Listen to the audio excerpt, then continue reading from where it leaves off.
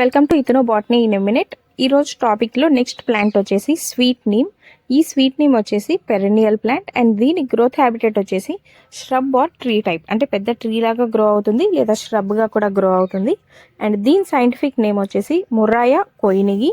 And ఇందులో మనకు medicinal పర్పస్గా use అయ్యే పార్ట్ వచ్చేసి ఈ ముర్రాయా కొయినిగి యొక్క ప్లాంట్ లీవ్స్. ఈ లీవ్స్ అనేవి మనం మెడిసినల్ పర్పస్గా యూస్ చేస్తాం, ఎందుకంటే ఇందులో 0.5 to 1% కార్బజోల్ ఆల్కలాయిడ్స్ అనేవి ఉంటాయి కాబట్టి మనం మెడిసినల్ పర్పస్గా యూస్ చేసుకుంటాం. అండ్ దీన్ని మనం డయాబెటీస్ ట్రీట్ చేయడానికి అండ్ హెయిర్ లాస్ రిడ్యూస్ చేసుకోవడం కోసం దీన్ని మనం మెడిసినల్ పర్పస్గా యూస్ చేస్తాం. అండ్ ఇథనో బాటనీ యొక్క సిగ్నిఫికెన్స్కి వస్తే దీన్ని మనం కుకింగ్లో అండ్ మెడిసినల్ పర్పస్గా యూస్ చేసుకుంటాం.